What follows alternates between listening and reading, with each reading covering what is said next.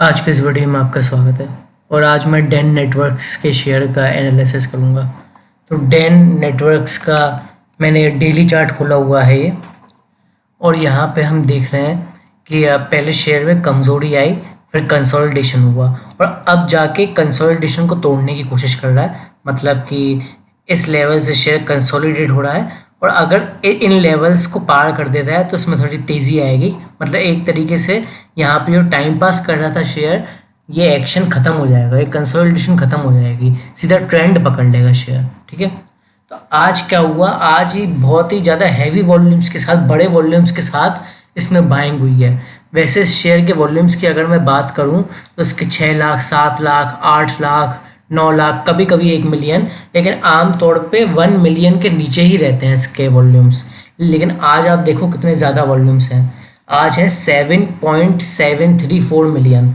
तो बहुत ही ज़्यादा वॉल्यूम के साथ आज इस शेयर में बाइंग हुई है। देखिए बहुत बड़े वॉल्यूम वाली कैंडल है। ठीक है, अगर मैं शेयर के हाई की बात करूँ तो ऐसे 40.11 का हाई बनाया है, क्लोजिंग इसकी थोड़े कम लेवल पे हुई है 38.32 की, लेकिन फिर भी ये 8.22% की तेज़ी पर बंद हुआ है। ठीक है, अब यहाँ पे हमें क्या करना है, देखिए यहाँ पे हमें ये करना है, इस शेयर में आज दो अच्छी चीज़ें हुई। एक तो क्या हुआ कि शेयर अपने 200 दिनों के एक्सपोनेंशियल मूविंग एवरेज के ऊपर गया था, वो बात अलग है, सस्टेन नहीं कर पाया, लेकिन ऊपर गया था। ब्लैक कलर की लाइन 200 दिनों का एक्सपोनेंशियल मूविंग एवरेज है, और आप देखिए कितने समय से 200 दिनों की ईएमए से नीचे चल रहा है। मतलब यहाँ 14 अक्टूबर 2024 को लास्ट गया था 200 दिनों की ईएमए के ऊपर, फिर यहाँ से गिरना चालू हो गया, समझ रहे हैं। तो 200 दिनों के ईएमए बड़ा क्रूशियल लेवल है, बड़ा क्रूशियल पॉइंट है। यहाँ पे भी इसने कोशिश तो करी थी कि 200 के ईएमए को पार कर जाए टच करके, लेकिन हो नहीं पाया था। लेकिन आज इसने फाइनली हाई वॉल्यूम्स के साथ 200 की ईएमए को तोड़ा है। वो बात अलग है कि सस्टेन नहीं कर पाया, वो बाद में सस्टेन कर लेगा, लेकिन तोड़ा है, तो ये एक अच्छा पॉइंट है। इसका 200 का ईएमए जो था, इसका लेवल था 39.18 रुपीज़ और ये 40.11 तक गया था। तो इसने 200 के ईएमए तो तोड़ा ही है, इसके अलावा 40 रुपये का साइकोलॉजिकल लेवल है, इंपॉर्टेंट लेवल है 40 रुपये का, उस लेवल को भी तोड़ा था। तो इसमें थोड़ा लोगों का इंटरेस्ट हमें पता चलता है शेयर में है। बस एक चीज़ जो हुई, जो थोड़ी अच्छी नहीं हुई, वो ये हुआ कि बाद में सेलिंग आ गई, जो कहीं ना कहीं इसमें ये पता चलता है कि प्रॉफिट बुकिंग करने के लिए लोग इच्छुक हुए कि फटाफट यहाँ पर प्रॉफिट बुकिंग कर लेते हैं। थोड़ा हल्का फुल्का फियर यहाँ पे हमें दिखा। ठीक है, लेकिन फिर भी मैं शेयर को लेकर पॉजिटिव हूँ। तो हमें बाय क्या करना है, देखिए अगर आप इसको सही रेट पे बाय करते हैं तो आप नहीं फंसेंगे। सही रेट की अगर मैं बात करूँ, ये बोलिंजर बैंड है, शेयर का बोलिंजर बैंड है नैरो। और अगर बोलिंजर बैंड इस तरीके से नैरो होता है, भाई दो तरीके के बोलिंजर बैंड होता है, आपकी लर्निंग के लिए बता रहा हूँ। एक तो हो गया ऐसे वाइड बोलिंजर बैंड, समझ रहे हैं। तो जब इस तरीके का बोलिंजर बैंड होता है तो मतलब शेयर में वॉलेटिलिटी की बहुत संभावना है, समझ रहे हैं, मतलब काफ़ी वॉलेटाइल रह सकता है। तो ये तो हो गया वाइड बोलिंजर बैंड। और एक होता है नैरो बोलिंजर बैंड, इस तरीके का पतला बोलिंजर बैंड। जब पतला होता है तो इसका मतलब ये होता है कि शेयर अपने ऊपर के बैंड को टच करेगा तो ऊपर की तरफ ब्रेकआउट दे सकता है, और अगर भगवान न करे नीचे के बैंड को टच करता है तो नीचे की तरफ ब्रेक डाउन दे सकता है। आप समझ रहे हैं मेरी बात को।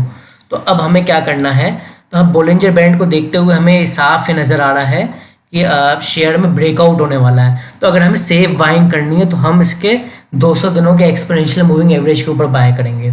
अगर इसके ऊपर जाता है प्राइस, मतलब कि 39.18 के ऊपर जाता है, मतलब 39.20, 39.22, 39.25, मतलब 39.18, या फिर बोल लीजिए 200 दिनों के एक्सपोनेंशियल मूविंग एवरेज अब प्लॉट करके रखें चार्ट पे, इसके ऊपर जाता है शेयर तो आप बाय करेंगे और तब तक होल्ड करे रहेंगे जब तक 200 दिनों के ईएमए के ऊपर है। ठीक है, इसका अगला टारगेट होगा 40 रुपये का लेवल। फिर 40 रुपये के लेवल के बाद अगर ये सस्टेन करता है 40 रुपये के लेवल के ऊपर, तो अगला लेवल हो सकता है 42.22 का, अगर 40 के ऊपर सस्टेन करता है। ठीक है, और अगर 42 के ऊपर निकलता है 42.20, तो 45 रुपये 15 पैसे या 45 रुपये का लेवल हमें देखने को मिल सकता है। ठीक है, अभी 45 रुपीज़ का बड़ा इंपॉर्टेंट लेवल है।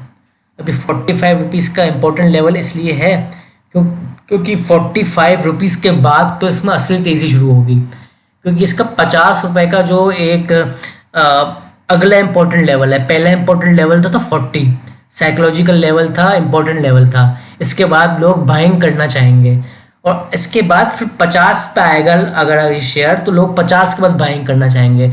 तो 45 रुपया बड़ा क्रिशियल लेवल है। अगर यहाँ से 50 पे जाता है तो 50 के बाद इसमें तेज़ी आएगी, तो थोड़ा रिस्क टॉलरेट कर सकते हैं और थोड़ा भरोसा है इस शेयर पे, तो आप इसको फिर 45 रुपीज़ के बाद 50 रुपये तक, 50 रुपये की उम्मीद तक लगा सकते हैं, ठीक है ना। मतलब इस लेवल तक, ये साफ साफ लेवल यहाँ चार्ट पे प्लॉट भी हो रहा है, ये लेवल, ठीक है। तो काफ़ी महत्वपूर्ण लेवल्स हैं जो मैंने आपको बताया है, और काफ़ी ढंग से ऑब्जर्व किया है मैंने इन लेवलों को, और यही समझ में आ रहा है मुझे कि ये सारे पॉसिबल लेवल्स हैं। एक चैलेंज है सस्टेनेबिलिटी का, दूसरा चैलेंज है प्रॉफिट बुकिंग का। तो एक प्रॉफिट बुकिंग आ सकती है इसमें, तो ये थोड़ा ध्यान रखिएगा, जो लेवल मैंने बताया है उसके ऊपर ही रहे, मतलब कि 200 दिनों के एक्सपोनेंशियल मूविंग एवरेज के ऊपर ही रहे, ब्लैक कलर की लाइन के ऊपर ही रहे, जो मैंने प्लॉट करी है काले रंग की लाइन, इसके ऊपर ही रहे, ठीक है।